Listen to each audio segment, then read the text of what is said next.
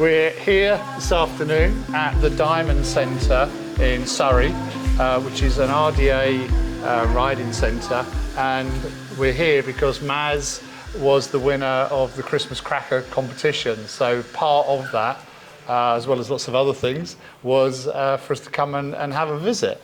And Maz, I think you're the boss here, aren't you? I am. I'm the centre manager here. Yeah, I've been here 5 years now. I was the yard manager originally and then became the centre manager 3.5 years ago. We've got 24 horses here, and the 25th is Columbus here, who's my own personal horse. I've had him for 2.5 years. He's a ex-race horse off the track, and I event him at a very low level. The people that come and ride here, it's a mixture of disabled or special needs and able-bodied people.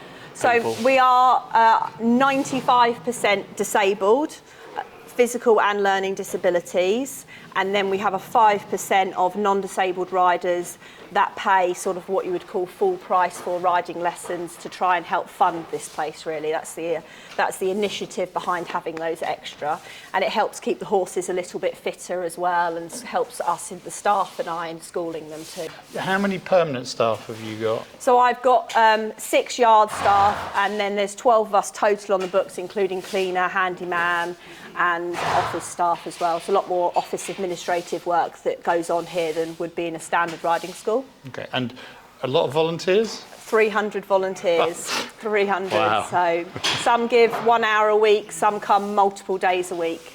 And I don't know if we can have a look down here. This is really nice sort of setup. All the horses can see one another.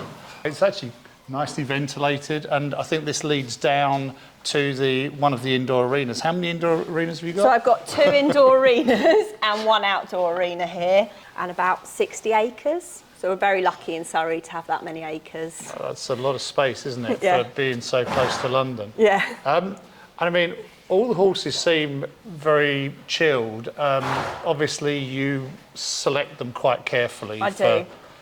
What's your sort of first requirement when you're going to select them?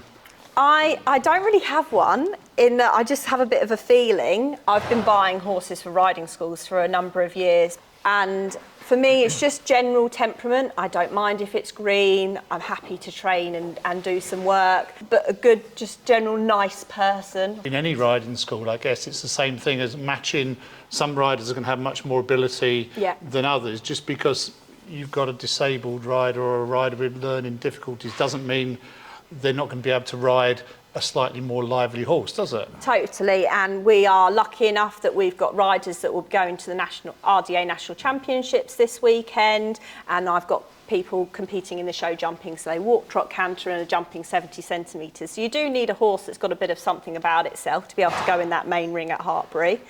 So because we are so big, it means we have such a range of riders that do have a job for a lot of different types of horses, whereas maybe a smaller RDA centre would struggle to have a job for every horse. Needs to be a jack of all trades, whereas we're lucky enough here that we don't have to do that.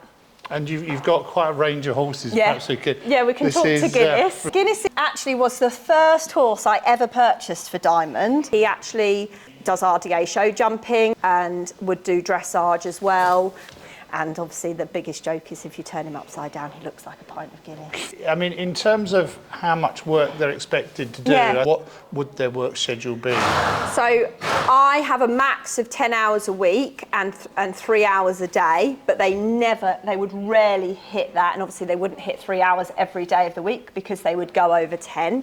We are lucky enough that we shut 2 days a week, and when we shut, they get hacked to our away field, so they can go out for a good 48 hours completely undisturbed and enjoying, being out and being a horse. And I'm a real big believer in horses being allowed to be horses, and that means that they might be a bit dirty and harder to keep clean, but it's my philosophy. But most of their days, they'll come in the morning and they'll do 3 to 4 lessons, and then as soon as they're finished their working day, they're out in the field. And those lessons are half hour or so? Half an hour or 45 minutes. We don't do any hour groups here.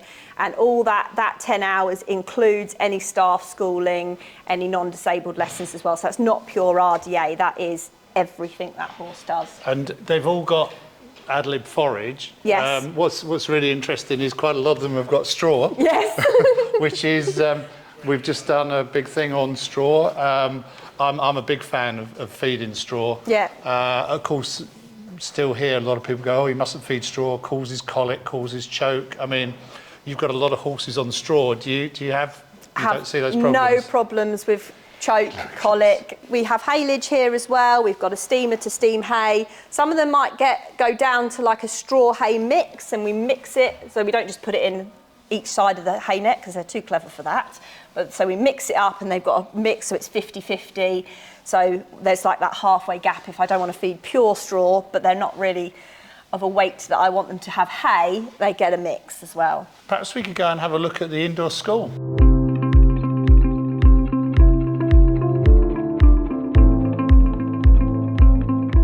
There's a lesson going on.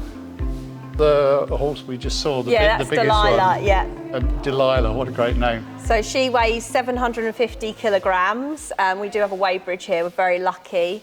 And so they get monthly weigh-ins. And you've got on your board, you've got a weight limit for every horse, so there's no confusion. There is no confusion, and because we are RDA, we actually work on a much lower percentage than you would do for non-disabled. Oh, that is good. I don't know if you've seen the thing just recently about the guy with the donkey rides, and he started asking parents to weigh their kids before he decides whether they think he says no one over a certain weight or nobody over 10 years of age.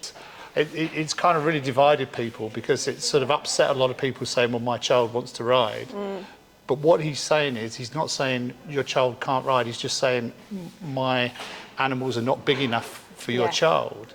Because we are quite strict on it within RDA, we actually weigh all our riders on a termly basis. Okay. So even the adults, to check that we're making sure, and it goes in our riding register, so all the coaches can check the rider's weight versus the horse's weight limit.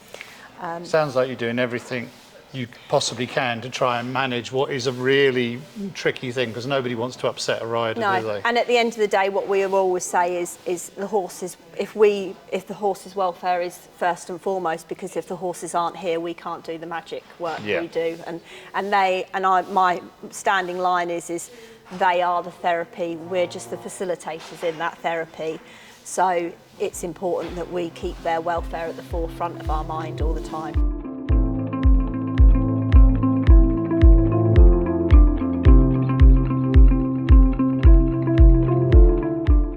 So this is my Feed XL workout for my horse Columbus. See, what's great about Feed XL is we can see what is providing what and where the majority of it's coming from. I think you're doing quite a good job. I think the only thing really is that you could save yourself a little bit of money.